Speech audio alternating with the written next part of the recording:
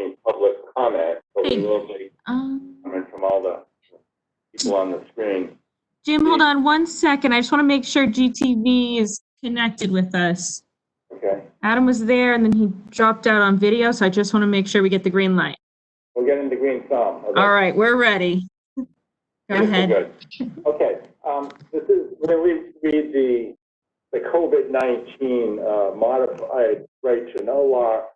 Notice that due to the COVID-19 outbreak in accordance with Governor Sununu's Emergency Order 12, Executive Order 2020-4, this committee is authorized to meet electronically.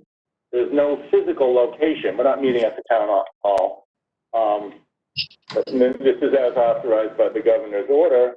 But however, in accordance with that order, we confirm that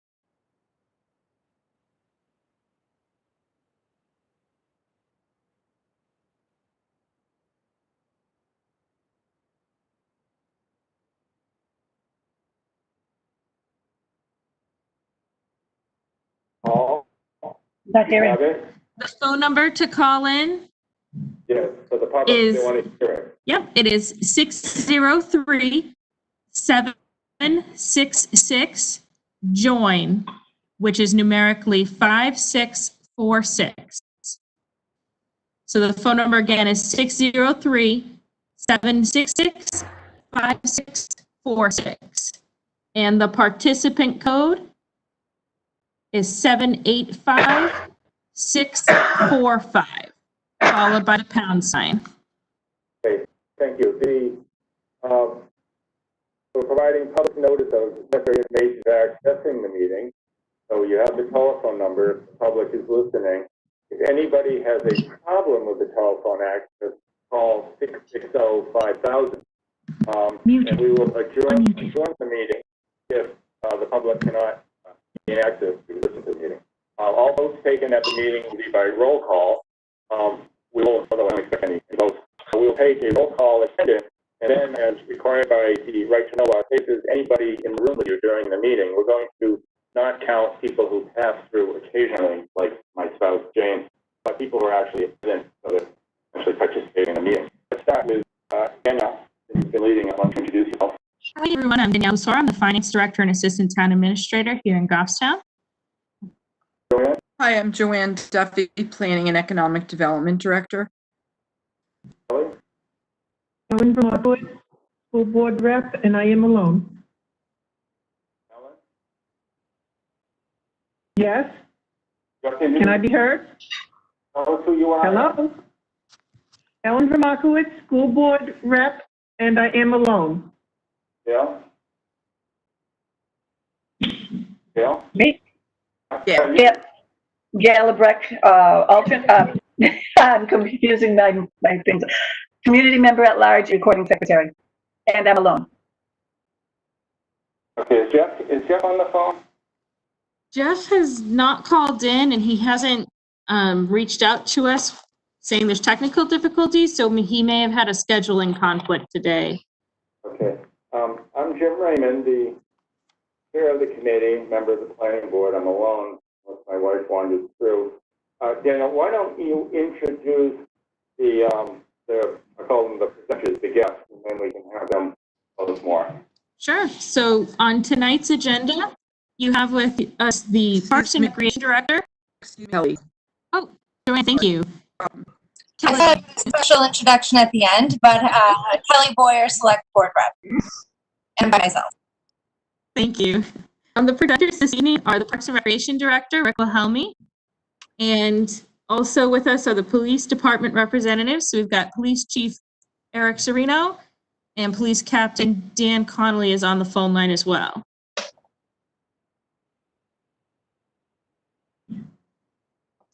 That it? That's it for tonight's agenda. Okay. Does anybody have any questions before we begin on the procedure that we're following? We did it last week. Some of you have done this before. Just Kelly, you're new to this committee, but is there anything that puzzles you that we want to go over? Are you clear? Kelly? Oh, I've been on CIP before. I got it. Thank you, though. Okay, I know you have, but we make up our rules every time we do this. So, okay, who's going first? Should we pick on Rick? What about approving the minutes? What about approving the minutes? Oh, minutes. That's right. We've all had a chance to do the minutes. The idea was like that if we talked about. I have a correction. That's how I remembered. I have a correction. Motion to Owen. Dale seconds. All those in favor say No, aye. no, Jim? no, Jim, I have a correction. Oh, what? The motion to adjourn had a wrong name in there. Instead of Ellen Vermakowitz as being a voter, I had Susanna Buzzle, and she wasn't even there. Well, amazing who can have present meetings. Okay, will that change? All in favor say aye or raise your hand. I think we can see your hands better. Thank you. Okay, should we put Rick on now? Rick, you ready? Sure. Okay, Danielle, why don't you tell us which tab to go to? All right. So the Parks and Rec Department has projects under the yellow tab. It is the fourth tab in your binder. And if you're looking on the matrix, you're going to want to flip a few pages in. It is page number 6 on your matrix. 6 out of 10.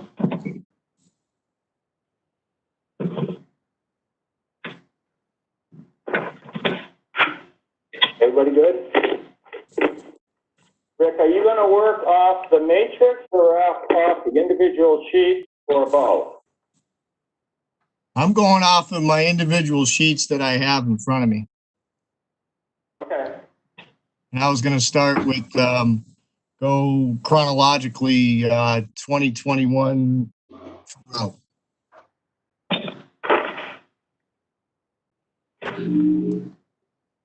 Okay, take us through them.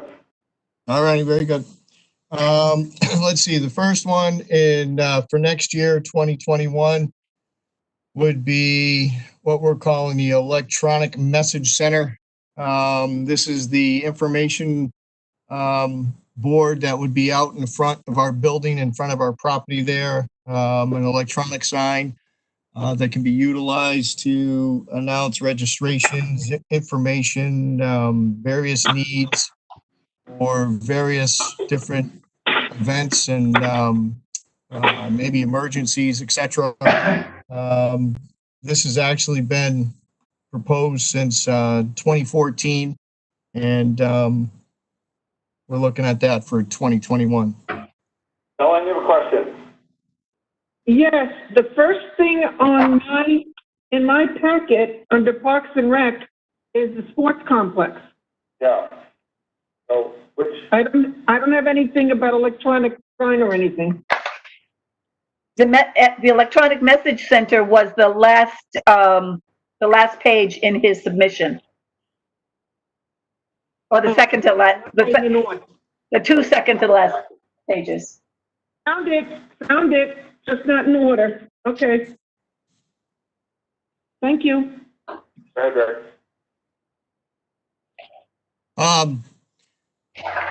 Yep. So that's proposed out of the $28,800 project, and that's for next year.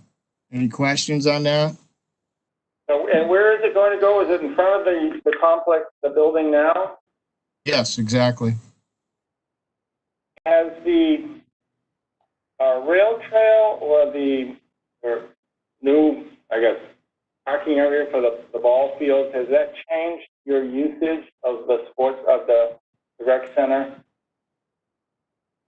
I don't understand your question. Does the changing of the parking lot where the building assess when we make changes in the rest of the area, what does it have an impact on you and your needs?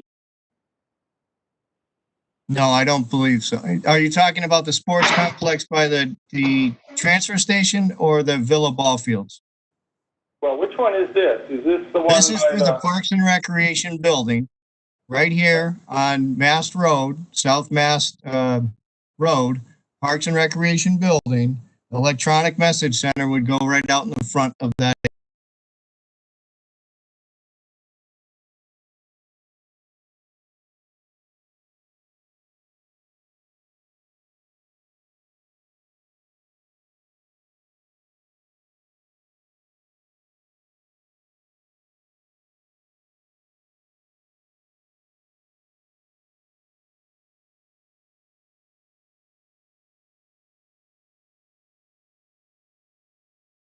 Area. Okay. Does anybody else have any questions on this? Okay. Keep going, Rick. What's next?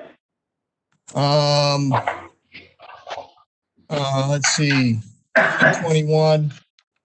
Actually, the pool, the new pool it's actually misrepresented. That is appearing in 2021, I think. That actually, did you guys happen to see the report that we had? I submitted that with my document on the pool. I don't know if anybody read through it or anything like that. But that job right there, that one I would push out to 2023. Looking at Weston and Sampson, you know, they think that we might be able to get a few more years out of the pool that we have. I don't quite agree with that, but so I would push that one out to 2023. That's a change from last year. Is that because you have more information now? A little bit, Jim. You know, with them looking at it, the thing that nobody honestly knows is the true condition of the sidewall of the pool under the concrete all the way around. There's a lot of assumptions I mean, I know what it looks like because we've dug it up many, many times to replace return lines, suction lines, etc. So I know what it looks like, but what they're saying is the way the pool's built, it might last a little longer, but not that much longer. And of course, nobody really wants to say that. But so I think I would push that out to 2023. However, though, I mean, I think it's inevitable. I mean, that whole area just it needs to be leveled and redone. The pool house, if you read through it, I mean, structurally, the thing isn't even really sound.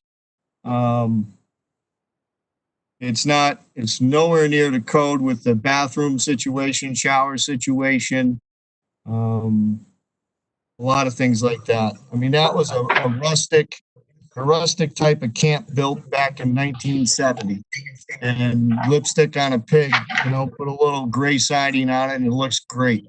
So nothing's really ever been done to it. So that I would push that out to 2023. Any questions on that? Mr. Chair, I have a question, please.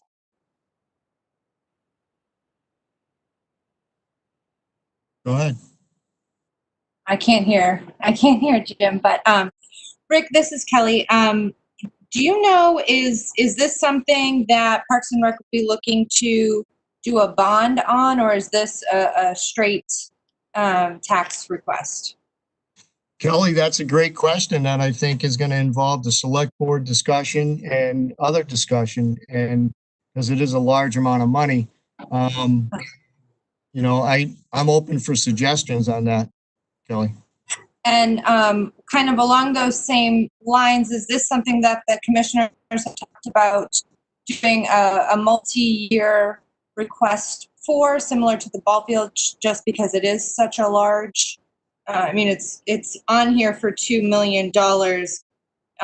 Have those numbers been updated since the initial request in 2011? I'm actually getting final numbers on it, but that 2 million is a pretty good accurate number. Okay. Weston and Sampson, they haven't finished the drawing per se, you know, like the conceptual drawing. they gave me a conceptual drawing and my jaw dropped and I said, whoa, whoa, whoa, that's a bit much. So they're going to actually redo that. So. Okay, and so has there been any talk about a multi-year ballot request for this, or like what do you foresee the breakout being? So do you, when you say a multi-year ballot, are you thinking of a capital reserve fund to say each year put it on a warrant and slowly get to the 2 million? Is that what you're asking? Yeah, I was asking if that had been considered, or if the commissioners were going to propose a bond, or, you know, like what mechanism are you going to get this $2 million?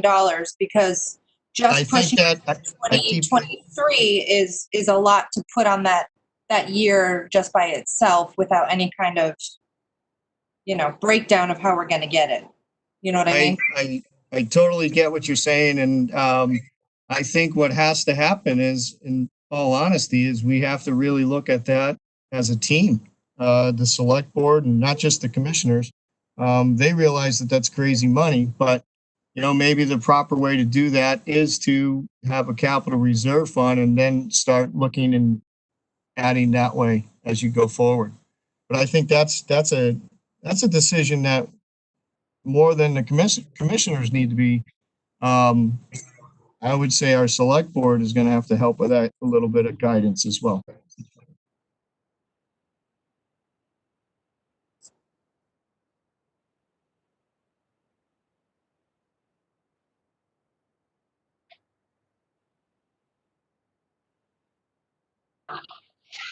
All set with that one?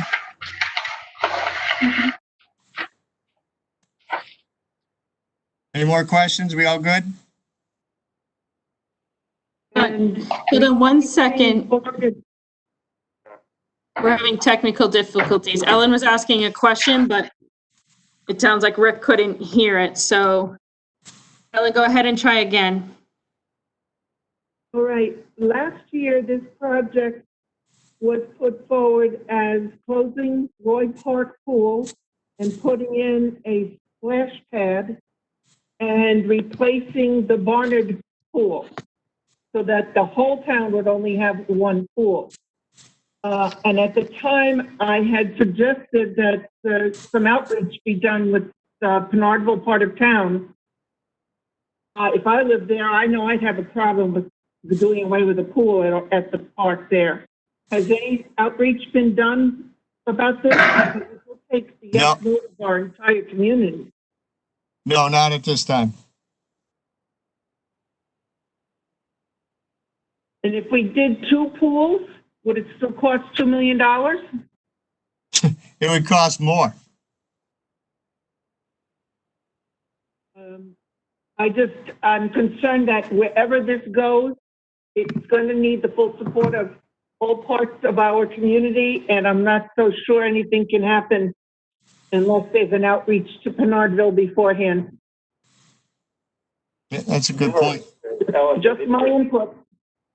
The issues we identified last year before I think we're ready to recommend moving forward to this, but still on the to-do list.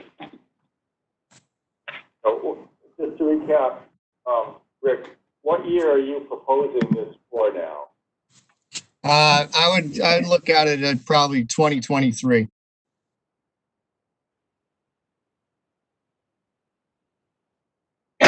And then that could give us a little more time to do these inquiries.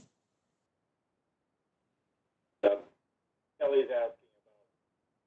It might even have to go out farther. I mean, if the select board and other people have a better theory, philosophy of how to generate that money and create a capital reserve, we're open for that suggestion too. Well, last year you talked about the keeping things going by patching them. Yes, but sir. you were concerned about possible failure of the pool. How do you assess that now? I cross my fingers and hope that it works every year. Is And I assume there's been no change in that based on any of these, although you have the report that on the maintenance you're doing. Correct.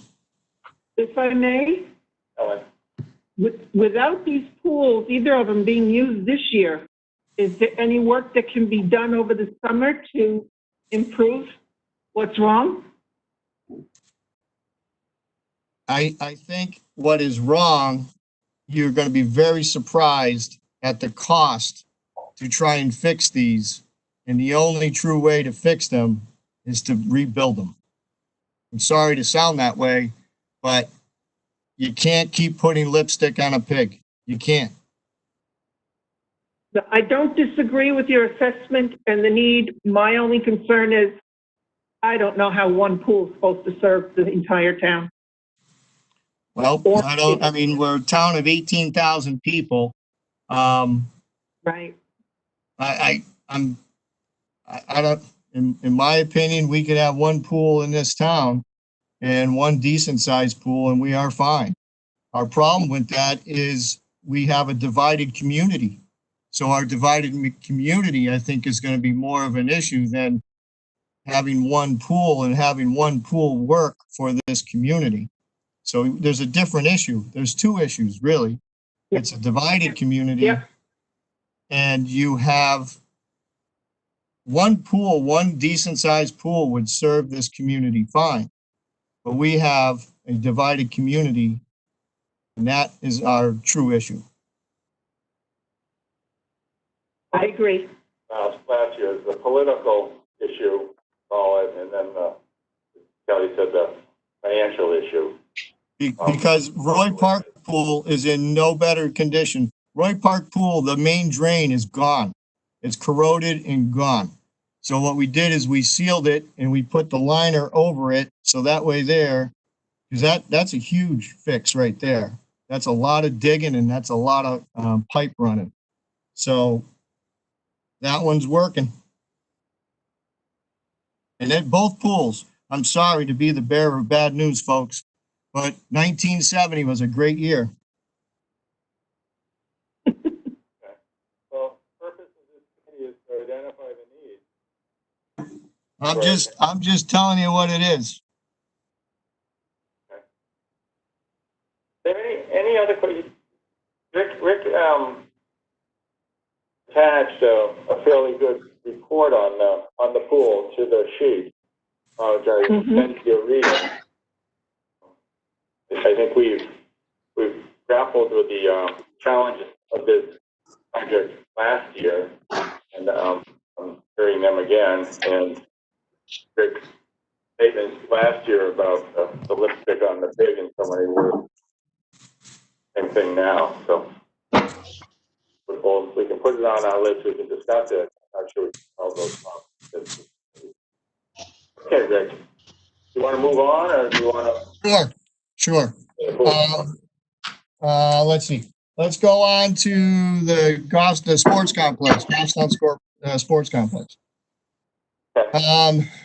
Right now, as you all know, we've completed our phase 1A of that complex, which is the two rectangular fields and the parking, the first parking, the retention ponds, and then we're putting in the irrigation.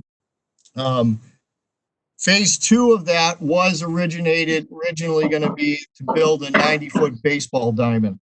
That baseball diamond, after the commissioners have really kind of looked at it, and we met with the school business administrator and the athletic director as well, we as the town don't really need that 90-foot baseball diamond. The school is in more need of a 90-foot baseball diamond. Right now, they use Lions Field for their varsity games, and they use Allard Park, which is a private family-owned facility, for their JV games. So what the commissioners looked at is said, okay, fine, we're going to kind of pull our hands out of that 90-foot baseball diamond. And if the school wants it, we can save the space for the school to build that thing. So we're kind of scaling back on that 90-foot baseball diamond. However, if you know the land is there, if somebody wanted to use it to build that, that's fine. So we got to have some more discussion about that. Goffstown Junior Baseball has went and purchased the land over at the Villa, the old Villa Fields, or the Villa Fields. They bought it, they own it. They've invested money in their parking area over there. So I don't foresee the little fields, the smaller baseball diamonds being built. What is still needed is practice rectangular space for all those sports that use practice or use rectangular fields. And I don't want to get caught saying soccer and just soccer. It's soccer, football, all those sports that use rectangular fields. So we've kind of redid the model of those, putting 3 rectangular fields over there. So what I'm saying to you is this is going to be put off in my mind until we get some direction from our counterparts of where they would like to go. Because the building process was to kind of go counterclockwise.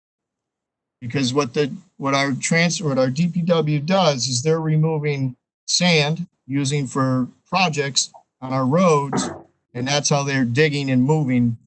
And so we got to come up with a better plan, long and short. So in 2022 throughout, I've left $100,000 placeholder number. So are we bumping it back? 2020? No, 2022 is the first year. Okay. I have some questions, please.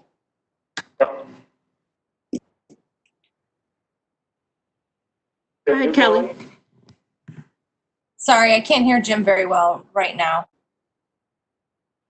I'm not sure if he was saying something. Okay. Kelly, go ahead. He's saying, go ahead, Kelly. All right, thank you. Thanks. So Rick, as we know, the phase 1 of this that was initially put through before was for the $550,000. So this is for 2022 to 2024, according to the project narrative. Can you just walk through at a really high level exactly what this $400,000 is covering in phase 2? It's more earth moving and more irrigation development, and also like drainage and stuff like that. So there's parts of the fields right now that don't have that already done? The only thing that is done with that is the area that we have just developed for the rectangular fields, the 2 of them, the parking area and all that. That entire area is going to be brought down, and you have to have various drainage and ponds throughout that entire area to sheathe the water correctly and drain correctly. So each phase is going to have its own little areas of needs as far as drainage goes. So what fields are included in phase 2? Just Phase two, like I said, was mainly that baseball diamond, but that's where I'm saying we got to take that out. We got to reconsider that. Okay, sorry, I guess I'm just confused on what the actual proposal is then.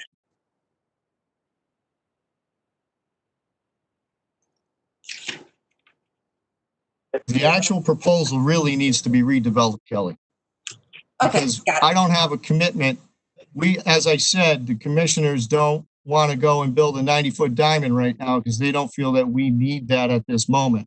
Like I said in my original statement, we need to talk to the school and get a confirmation of that.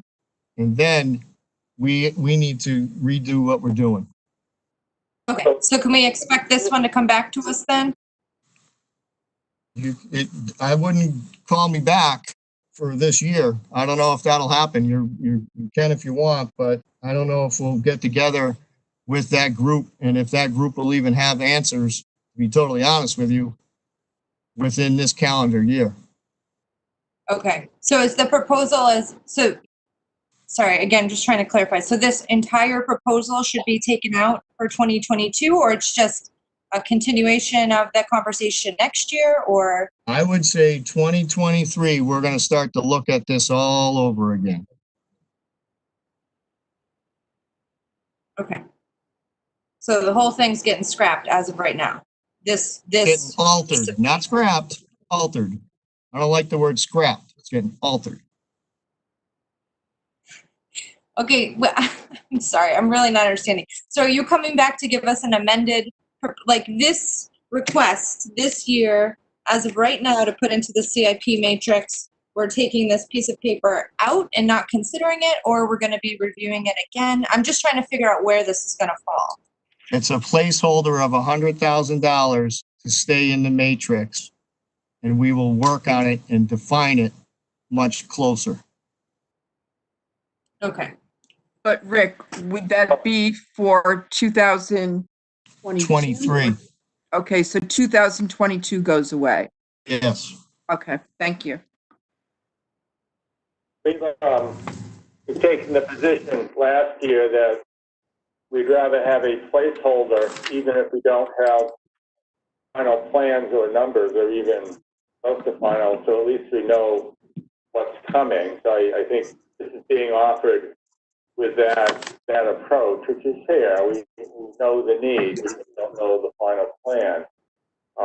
So we can put it in with that notation that our recommendation is subject to further detail on, which we assume will be what's coming next year, but not this year. That's acceptable to everybody. Jeff is joining the meeting. That was well put. Yes. Thank you, Jim.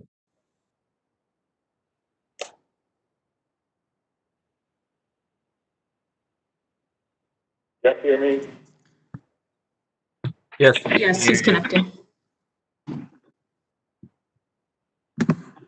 Jeff, why don't you introduce yourself? Yeah, sorry for the tardiness. I forgot to add this to my calendar and got alerted. Jeff O'Brien, Budget Committee Representative.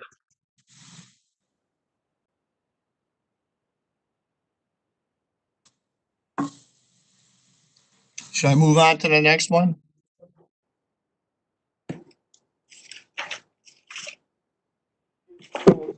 The UN interpreter to coordinate, because you seem to be hearing everybody. For Yes. example, Kelly can't hear me, so we'll let you pass the word on. So wave to us. It looks like Kelly can't, somebody can't hear, and we'll let you read it. And then when that works, we'll let you work as a translator at the UN, making peace between Iran and the United States. Okay. Go ahead. Go on. Is there more, Rick? Want me to move on to the next one? Yes, please. Okay. 2024 is an F-350 dump truck. By that time, our current truck will be 12 years old at that time. So I put that in the matrix for 2024 as a replacement. That's towards the end of the packet. Yeah, it's sheet number 4 from the back, if you're following along on the submission forms, and if you're on the matrix, it's page 3, line 124. Danielle, do you know if this vehicle is a state bid vehicle? Yes, it would be. It is, yes. Thanks. Any questions on the dump truck? Dump truck. Ellen has a question. Does Parks and Rec have a capital reserve fund going at all for any of these? No, there is not. No? No capital reserve fund is in place for any of this, no. Danielle, does it? Might that be, I'm sorry, Ellen. might that be something considered by the select board to help defray the cost if we can build a CRF over years? Let me ask Ellen. Just a thought. Ellen, let me ask Danielle a question on that first. Danielle, does this, purchasing this, since it's all under the town budget, fit with any existing CIP that we have? I mean, our capital reserve fund. Excuse me. When you're discussing the vehicle itself? Yes. No, nope. The only capital reserve funds that we have existing are for Grassmere Town Hall, the land acquisition fund, and also the fire apparatus. So that would be for the fire engines specifically. Okay. Ellen, I'm sorry. But we could, if we chose to, do some capital reserve fund planning for ticket items like this. Big ticket items being the projects or the vehicle that he's talking about? Both. Okay. Both. This is one of the only vehicles that Parks and Recreation has. So I don't know that it'd be worth doing a full capital reserve fund. It could be.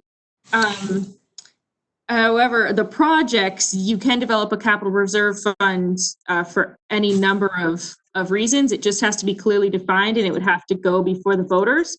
So it would have to be something that the select board decides to put on the ballot specifically.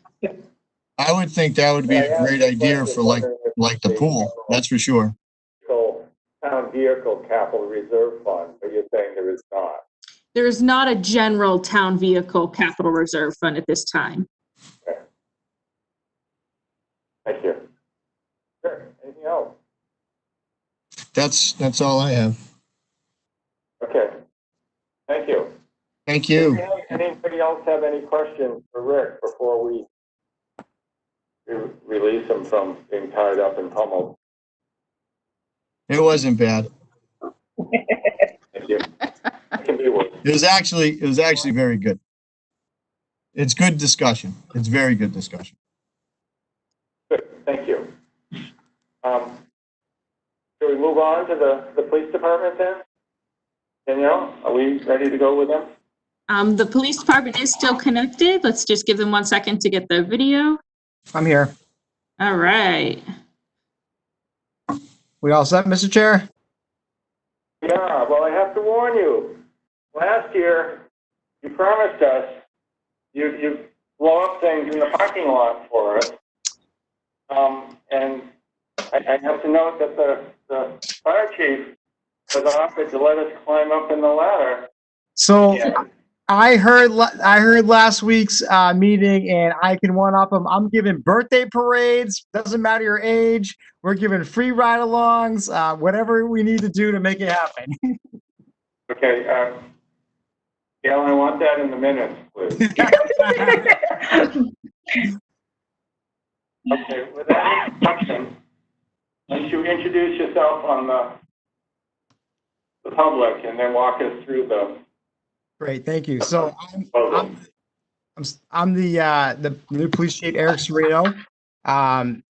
So I want to thank everybody for having me to present my first CIP, I guess, projects. And I would like to bring the committee up to kind of where we're at. I know there was talks last year about a new PD. So some of my presentation tonight is really depending on where we're at in the future here in the community with if we're going to make some progression on finding some land, buying some land, and then potentially moving forward with building a new police department. So please bear with me when I give you some of my presentation here. A lot of it's hinging on what we need right now to sustain ourselves for the future, but also if we do end up making some groundwork here on a new police department, we won't need some of this stuff. I took a lot of what my predecessor had in there, some of the parking lot stuff out because I feel there's a couple other things that we really need right now.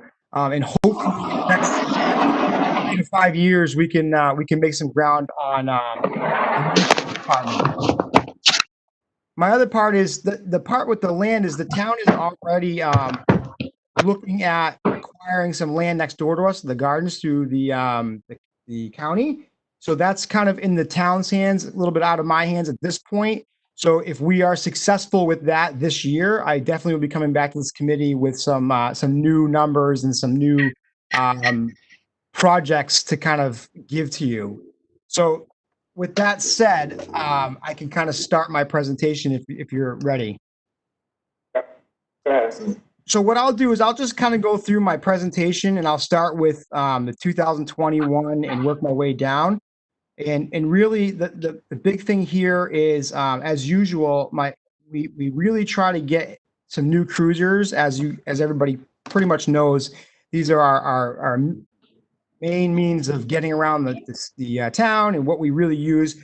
Officers, that's their offices per se for 12 hours. We have been having some really good success with the police interceptor SUVs. Currently, you'll see that the projection of price went up slightly from what my predecessor had given to the committee last year. Ford, once again, has changed the dimensions of the vehicle, which caused us to, some of our equipment that we use and change over to the new cruisers is not fitting. So we have to increase the cost a little bit to buy some new equipment, to new light bars, some of the new cages. So what you'll see is last year, I think we presented about 39,677 per vehicle, and now about 43,407, give or take a little bit there. But really what we're looking to do is I changed only a couple cruisers around because from the last time we gave you the matrix, we found that car 10, which is a unmarked cruiser, can still sustain one more year. And car 2, we changed with car 3 because we are seeing the mileage go up significantly more and the engine hours. So you'll see a little bit of a change from the matrix from what I'm presenting to you. Both of the cars are the same year, the 2016 from 2 to 3. So it's just a matter of hours and mileage. I will also tell the committee that we are having a problem when we order these. So our 2019 CIP purchases that we were approved last year, we purchased our 2019 Cruiser in February of last year, where we soft purchased it. We took possession of it in late December, early January of this year, and we're still getting it outfitted as we speak right now. So my 2019 CIP purchase has still not been delivered fully to my station right now. So hopefully, if we can get through this kind of this spending freeze right now, and the board eventually releases the CIP funding this year, I can start to work on our 2020. But again, if we don't get that far this year, I'm going to ask the committee to kind of change the cruiser numbers from next year to this year if we kind of lose track of that.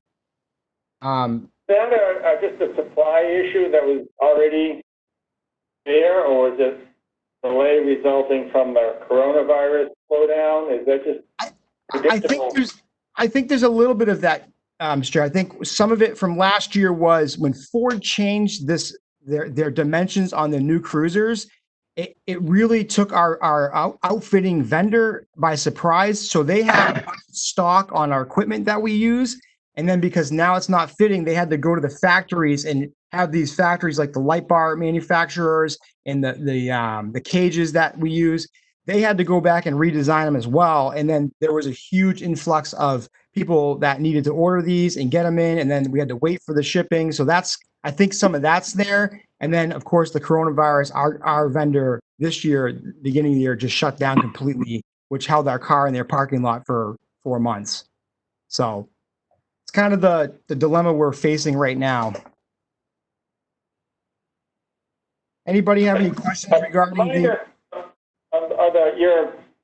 general rotation? How many years do you typically want to keep one of these? So typically we do 3 years, what we call on the line or on the front lines where they're out on the road, patrolling our neighborhoods. And then after that 3 years, we put them into an unmarked capacity where the admin, support staff, other people, not the patrol officers out on the street, will use them for typically another 3 years.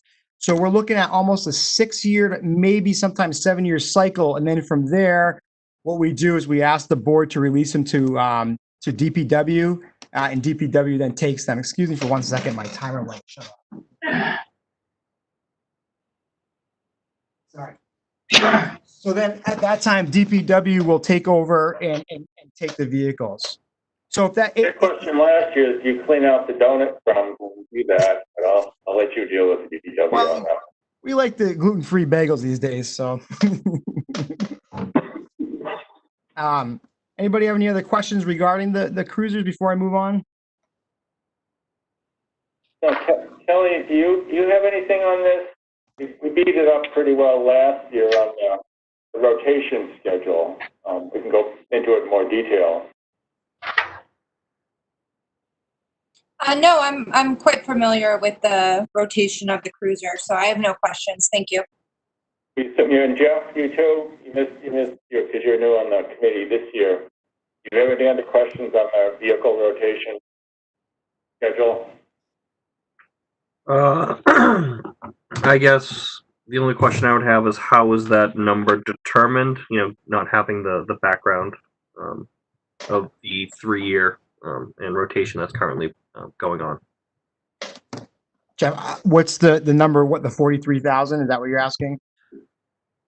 No, the rationale behind the particular rotation schedule in terms of number of years and usage of the vehicles before they are transitioned off frontline. So typically, and now I don't want to say we've always done it this way because I hate that saying, but typically that's what's been going on for about 20 years. But what we're seeing is by the time they get to the point where they're coming off the front line, you know, some of these cruisers are, even though they're only 4 years old, they're about 80 to 85,000 miles. Their engine hours are, I have a couple right now that are about 13,000 hours. Industry standard will tell you that typically for every engine hour, you add 33 miles to that. So you can kind of see where it's the difference of idling. And then what we do is we put them on in that support staff, I guess, the support mode, the unmarked mode, where we now are seeing cruisers with 120,000 miles and 13,000 engine hours. So we've determined that that's where the point is. Most of these cruisers will start to have problems. So in order to keep the maintenance lines down, we tend to kind of keep it at that 6 to 7 year mark. But then again, I have a car 4 right now. It's a 2015 with 81,000 miles on it where the transmission just blew out. So we had to pay $1,600 to fix that. And that was an unforeseen, random act. So that's kind of where we're at. Does that answer your question? Yeah, that's perfect. Thank you. Thank you.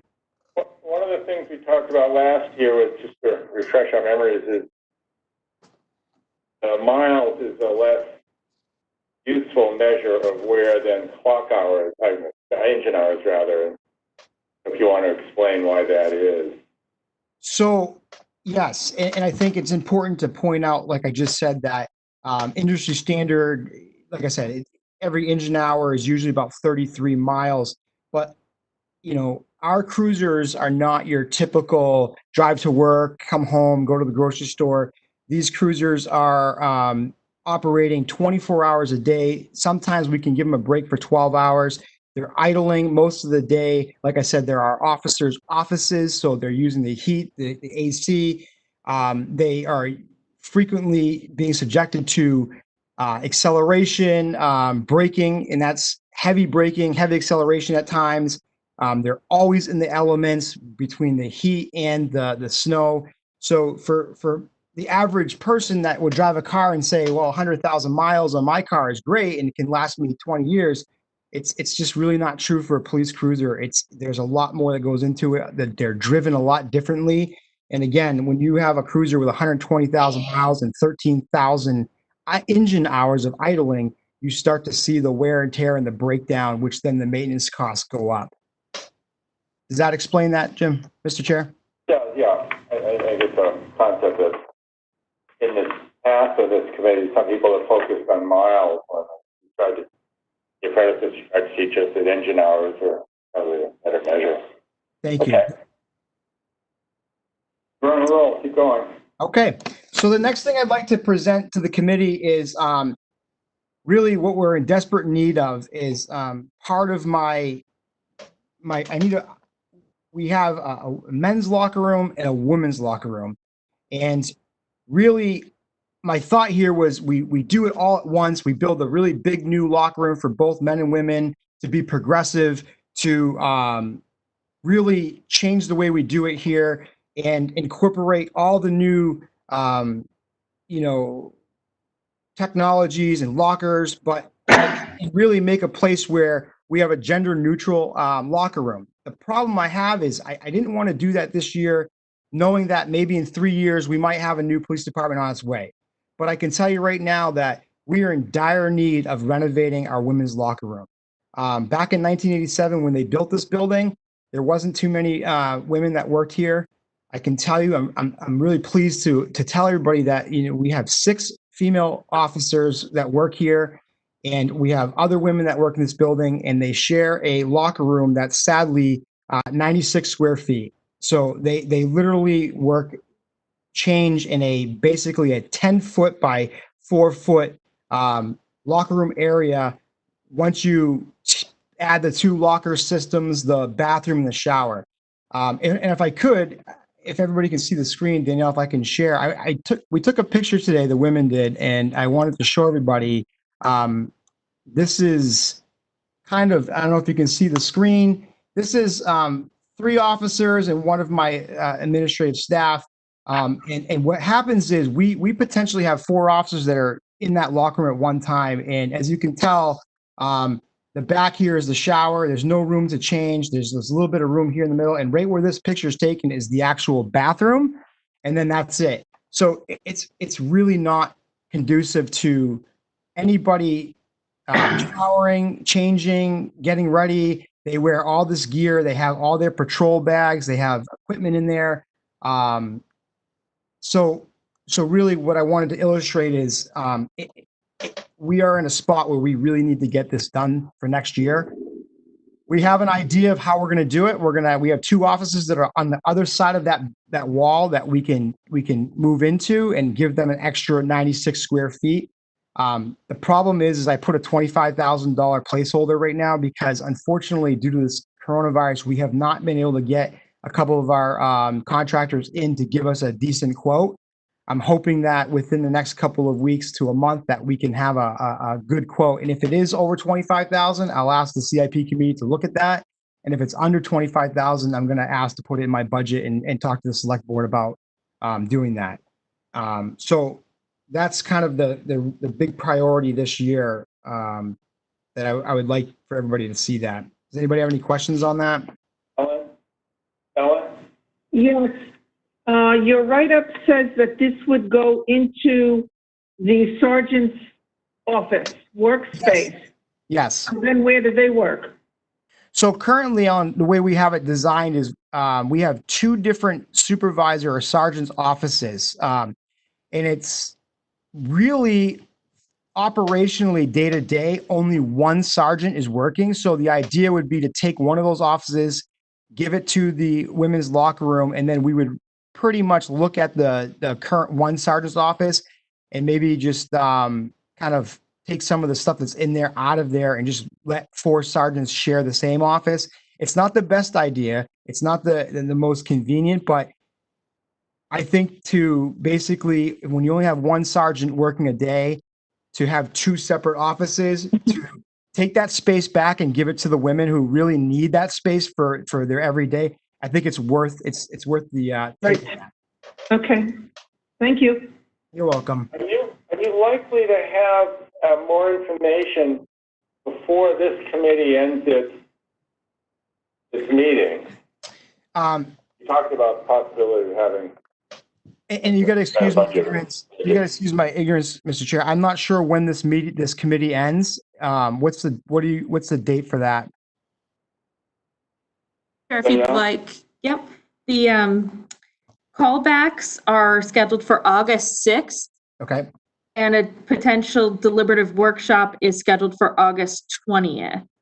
My hope is that we'll have that for you before that, Mr. Chair. I would love to have something in place by the end of the month or middle of July. We're just, You'll work with Danielle if you have information for us, and if you don't, we understand that too, but if you have it, then let's give you a chance to bring it forward to us. I would really like to do that. I wanted to put a placeholder in there just to give everybody that idea of where we're at. Okay. Any other questions regarding that? Not seeing any. Jeff, I can't see you, so you'll have to speak up. Yeah, I'll speak up. No questions. Yeah, try. Okay. Okay, move on to the next. Okay, so in 2022 and 2023, we are looking to start to plan for replacing our police department radio consoles. Now, this is different than the infrastructure that you're going to see in the end of this presentation. These are the radios that are inside of our building. These are the consoles that our 911 dispatchers sit at every day. They're the computer systems, and basically we have 3 consoles right now that one of them has already been replaced, but what we'd like to do is replace 2 more on more of a, I guess, a cycle, so that way we don't get to the point where they're 15 to 20 years old and now they're failing, in which we've found that some of our equipment now is starting to fail. We can't even find it through our vendors because it's so old, so we resorted to buying some of our equipment to fix these consoles through eBay and other vendors. So the idea would be to put this more on a cycle maybe every 8 years. They are computer equipment. It is electronic. So as you probably know, with having computers, that they don't last very long after a certain amount of time. So the idea would be to put this in the matrix and as not necessarily urgent, but kind of what we desirable. So that way, in 2022 and 2023, we'd like to buy 2 radios, one of each year, at a cost of $40,000 a piece. Now, again, we're going to try to work with our vendor like we did last year, that if we can lock in a price saying that moving forward we'll get it, it'll keep it at 40,000. But obviously, in 2022, there might be a small change there as the cost of items go up. Daniel, I usually have you tell us where on the matrix we should be looking, and on the sheet. Do you want to do that? So everybody Sure. Yep. So on the sheet, it's the 2 pages right after the ones you were just looking at for the lockers room. These are the PD consoles. And on the matrix, it is page 3, line 140. And if you could Mr. Chair, excuse me, question, please. Oh, Oh. sorry, Danielle. I was just going to say, if you could excuse me for just one moment, I don't know if you want to recess for a minute. I realize we're having a technical issue and I've got to grab the power cord from across the room. Why don't we take a 1-minute break until Danielle comes back, because we're supposed to have our technology working. Okay, hold on one moment.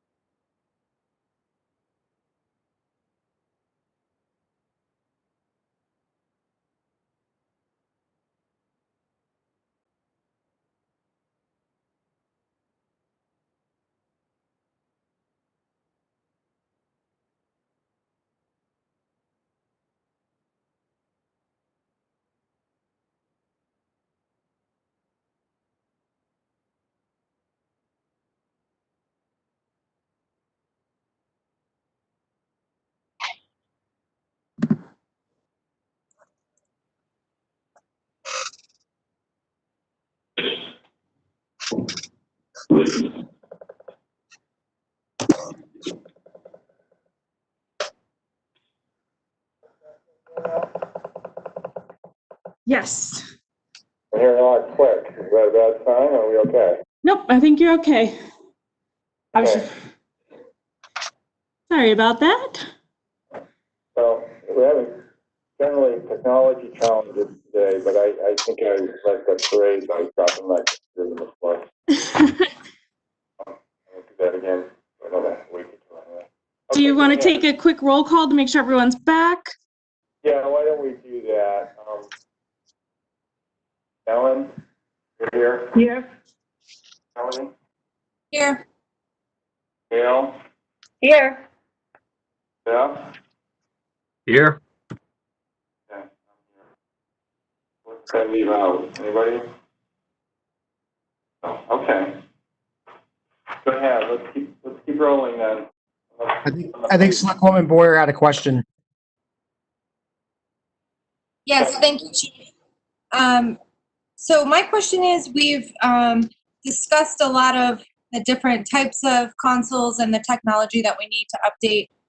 So I think it's a great idea to put it on a rolling replacement schedule, but does this particular equipment need, we've talked about the advancements in technology, then also needing simultaneous updates. Is that something we need to account for in doing these upgrades, or is that on a smaller scale or not at all? If you're referring to, I'm sorry, are you referring to just the computer, the console, or the radio itself, or the whole package? All of the above for this particular project. So the way it was explained to me is this was part of our previous renovation that we did, and we never were able to finish getting the consoles themselves done. And the concern that we're seeing now is that as our consoles get older, we're finding it harder to replace the parts. So the idea is if we can figure out a way to put them on some type of, I don't want to say like a cycle to replace them. That way we're not finding ourselves in 15 years saying we can't find this radio technology right now because it's so old. So we're trying to replace them with the most current technology that's available at the time, and hopefully in the next cycle change, we're still in a good place of not not getting to a point where we don't have the right equipment or the right parts to fix it like we are right now. I don't know if that answers your question. Thanks, Chief. So particularly, do these consoles need any sort of software that go along with them, or any other kind of upgrades that they'll need to have regularly as well? I understand this is just a console part, but is there anything that connects to it that we need to account for? These are specifically the radio systems themselves. So it would be your radios, your computers, the screens, all the mouses and I guess mices and the keyboards. There are a console that they sit at that currently, I guess the furniture itself, which is different than this system itself. The furniture itself, if it starts to get to a point where it's falling apart, we would come to either CIP or to the board about a furniture upgrade. But this, what I'm asking for right here, is just the actual system itself, the computer and radio system. And I guess the software is... Right, I understand. We're not determining that replacement schedule now. You're just alerting us to the need to establish one in the future. So yes, so I need to replace these eventually because at some point we are going to have a catastrophic failure, and our vendor is not going to be able to find the parts to fix it. And right now we're doing okay. So the hope is if we can replace them in 2022 and 2023, that'll be the new radios, and then we can put them on a cycle from there. We don't know yet what that cycle will be, but we don't need to know because our matrix doesn't go out that far. And again, I have to work with my vendor, the radio vendor, to figure out what's the best approach to that. Right, I'm all set. Thank you. Kelly? Kelly, did you have a question? Nope, Okay. she was just saying she's all set with his response. Okay, Jeff, you're quiet. Yep, no questions. Okay, good. All right, so I'll move on to my next, again, this one is hinging on whether or not we make any progression with down the road, the town maybe making some progression on building a new police department. But as we've been putting in our CIP packet the last couple of years, our men's locker room is falling apart too, and we need some space in there. We have a room adjacent to it that we can move into. Our lockers are falling apart. They're a little bit old. They're small. The equipment that the officers need to store winter equipment, their bags, all the stuff they bring in their cruisers. We're getting to a point now where we really need to updating that locker room. Now, again, like I explained to the committee earlier, I didn't want to put to the committee, we need to do this all at once because I think it's really not responsible to put a lot of money into this building if in 3 years we start breaking ground or we're really making some progression building a new police department. But I will ask that if we get to 2023 and we're really not getting anywhere, we haven't, the land's not, it's falling through or there's no progression there, I'm going to ask the committee if we can really start to look at updating our men's locker room and maybe fully bringing the women's locker room into it and making it one big locker room that is sustainable for the next 5 to 10 years.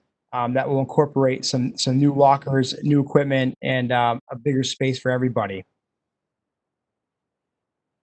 Danielle, Kelly, do you want to tell this committee where we are on the discussions with the county or the likelihood of a new fire department, police station, or in the years that we're talking about? Is that something that you expect us to be looking at in the near future, or is this a distant dream? Danielle, you may go first. Yep, I can elaborate a little bit. The select board did approach the county commissioners regarding some land in the vicinity, and they asked if the county would be open to discussing the possibility of having the town purchase some land. And the county was just bringing that to their commission meeting when coronavirus happened. So it is still very early on in the discussions. So at this point, we don't have a timeline to report as to when something like that might occur. Is it likely by the time this comes to us next year that you'd have some answer on the county's willingness to move forward? I'm optimistic that we would have more information at that time. But again, it depends on the delegation's meeting schedule and whether or not they need to bring something back to the larger body. Okay, and I ask that because some of these, like the locker room, we're putting them in a way as a placeholder so that if it's not going forward, we can work it on this project. But if it looks like the new fire station, that's because they have the ladder truck. Yeah, if the new police station is likely, then we handle it differently. But we don't know that now. I'm wondering if it sounds like we may know more next year, but even then we're not sure. Do you have any questions on kind of rambling monologue I just gave you? I do have a clarifying question, please, Chief. Sure. So I just want to clarify that the women's locker room expansion and improvements is an urgent, immediate need for this. But potentially the men's locker room is something that we could push off a little bit, but it's my understanding that a year might be too long to kind of wait for that. What's your input? I would say a year to. I mean, it's going to be for 2022, so. I'm sorry? I'm sorry, no, it's not. No, it's 2023. I was thinking, and the reason why I did that was because I'm hoping that we do have some good news coming out of the next couple of years. And really, I think that if in 2 to 3 years, if we're not making any progress, we're going to need to make a move on our locker room. So I'm kind of hoping I could push it out a couple more years and really we can just kind of make do with what we have right now, with the hope that maybe 5 to 10 years, maybe 5 years, we can start really saying, here's our land, we're breaking ground, and here's where we're going. So we can take this right off the matrix. And again, this goes back to the resurfacing our parking lot out back. We took that off the matrix, the extra parking lot and the impound lot. All that stuff was taken out of here because I feel that really, if we can look forward to the next 3 to 5 years, we can make do with what we have to not bring a huge amount of CIP to the when we can really look towards a brighter future for our agency. Did I answer your question? Yes, Chief, thank you. Thank you. Again, as we said with Rick, we deal at some level with conceptual plans. This is more than that, it's a definite plan, but the big conceptual plan is the new police station that makes some of this discussion move, but we don't have that yet. So we have to plan for what we do have, which is an existing station that's stretched capacity to deal with that. Exactly. And that's why I'm trying to put it in here and saying that at 2023, if we're not really going anywhere, then I'm gonna really ask the committee and the board to help us out with getting a bigger locker room because we need it. Okay. And that was all on the warm-up to the big ticket item. The big ticket item, yes. So the big ticket item is really what we're faced with now. I guess, it's been a kind of over the years, our radio infrastructure is starting to become obsolete. Our radio infrastructure comprises of antennas, large towers, microwave systems, fiber optic networks. And what we're seeing is some of this system is really starting to fail.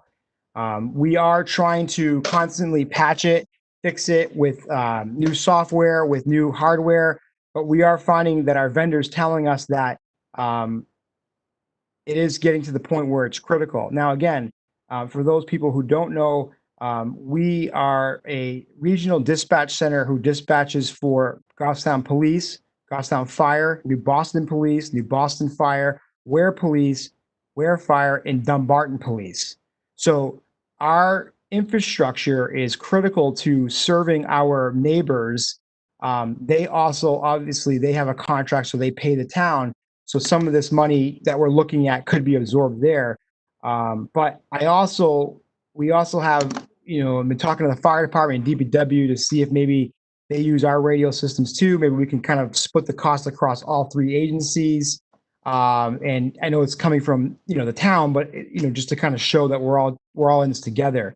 Part of my thought though, Mr. Chair, is that, we are using, the radios we use are top of the line, but the infrastructure is kind of falling apart. So my thought is we need to really explore utilizing new technologies, and some of that new technology is we're seeing the portable radios we use and the radios that are in the cruisers are now being, I guess, built or manufactured to use cell phone technology. So we're looking and exploring that. And that's why I put this out a little bit further to see if, instead of us investing in huge capital on towers and infrastructure, that maybe if we can just look at new radios that actually bounce off of cell phone towers, that might be something better for us down the road. Now, of course, the cell phone towers already have the infrastructure. They're already updating it constantly to keep their towers going.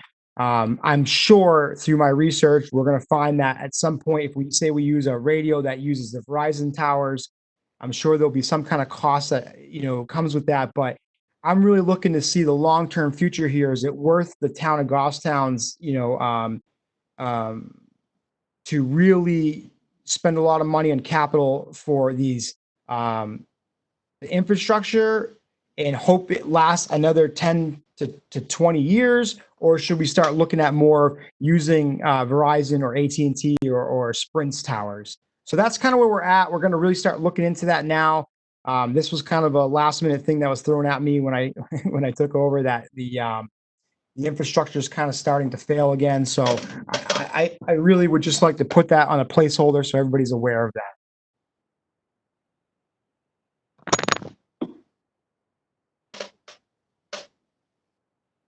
Excuse me again, my office light shut off again. Sorry. Put on mute because Dana's opening, shutting a door. I didn't want to. But I have it on a timer. You've talked about the critical nature of this system. How long can we put off a decision on replacing it, knowing that technology evolves?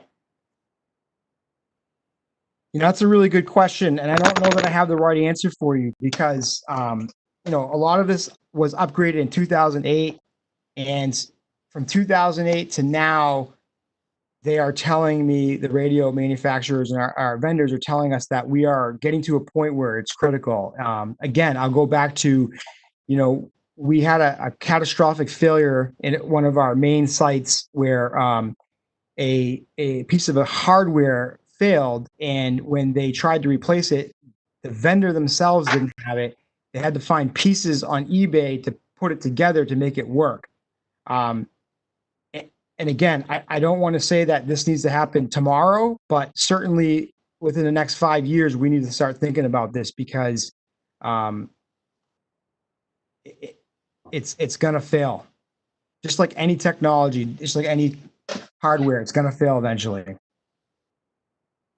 You're putting it out to 2024, which is 4 years away. You're doing that with some comfort that that's reasonable delay. I guess taking a position that we don't want the town safety to be at risk. Sure. I'm putting it that far away, feeling comfortable, knowing that we're going to really look at the new technologies that are available to us now and kind of formulate a better plan. Again, this kind of was thrown at me, so I'm trying to figure out what the best approach is. And again, I didn't want to come at the CIP committee in the next 2 years with $1 million project. I really want to kind of just set the stage and kind of say, this is where we're at and we're going to make do. Now, obviously, if we have a major catastrophic failure, we're going to go to the board and kind of figure out where we're at and see where we can go from there. But the way they're telling me is it could last another 5 years, or they can keep piecemealing it together. So at this point, we're kind of choosing to limp it by until we can figure out what's the best approach for our town. Looking at prior CIP committees, they, I don't know how to say this politely, when department has proposed something for a certain year and then comes in and asks that it be moved up, they're going to say, oh no, you said last year it's 2024, you can't move it up. I think this committee understands that this project may get moved around based on what you learn. That's a fair approach, and that if you come back next year and say, no, we need to do it sooner, I think that's what you're asking, is to consider if that were necessary or advisable. I don't know if the committee can deal with that, but I think this committee can. Our committee. We understand this is more than a concept, but it's still a work in project and process. And I appreciate that, Mr. Chair. I think that, if that's the case, obviously the radio consoles, as I mentioned, were more of a desirable on a cycle. We need to replace them. But obviously, if our critical infrastructure is failing in 2021 and 2022, then yes, I'm going to unfortunately come back to the committee and change it up a little bit. And I apologize for that, but we're at the mercy of our infrastructure, and we're really trying to get a grasp on what's the best approach. So I appreciate you saying that. Katie, do you have any questions on this project? It's a big one, although it's undefined still. Jeff, I can't see you, so you'll have to charge you into the question. No questions at this time. Okay, thank you. For the benefit of the committee, committee, when we bring this back, when we discuss it, we can come up with questions then, and we do have a callback option that we can drag everybody back in front of us if we have questions, so we can wait on it. That's a good presentation. Anything else? That's it for me. Thank you. Ellen? Yes, our next meeting is July 16th, and it's the school district. Is there any chance we can start meeting in person again? Wait, let's hold on to that. I didn't want to let the police off the hook first. No, thank you. We can discuss that. It's just on any questions on what's been presented today? I think it was a good presentation. Anybody have any other questions? Ain't none. Thank you. Thank you very, Thank you very to much. both you everybody. and to Rick for coming in and running the gauntlet. Thank you. Thank you very much. I really appreciate it. Have a good night, everybody. Okay. Good Have a night. good night, everybody. Have a good weekend. Bye. Okay, thank you. Okay, let's talk then about where we're going next. And Danielle, tell us what we have on the agenda for 2 weeks from now. Yep, so 2 weeks from now, July 16th, the school district is scheduled to present. They'll be presenting for all of the schools, actually, the high school, middle school, elementary schools, Glen Lake, as well as the district. So it's all of their facilities. 2 weeks after that, on July 30th, the committee will be seeing the presentations from Public Works and the Sewer Commission. And then once we get into August 6th, that is the callbacks. If you have any callbacks in the beginning of your deliberative workshop. That's also photo day, so we'll make sure to send out a reminder. That's important. And then August 20th would be a second deliberative workshop if it's needed. And then September 10th would be the planned schedule to present to the planning board. Okay. Just for term, we're looking at school next time. Correct. Let's talk about Ellen's request. So, Governor, as you know, has loosened up on restrictions, although his, I think it's order number 52, does not apply to governmental. It expressly excludes them. So we're still operating within the modified right to know law rules, 91A rules that we talked about earlier. And whether we meet or not is in person is really up to the committee. I made a call that we're going to not meet tonight, and Derek and Danielle asked, and Joanne asked. And I guess we can decide whether we want to going forward. And I'll speak for me first. I still have reservations, actually, about a meeting of many people.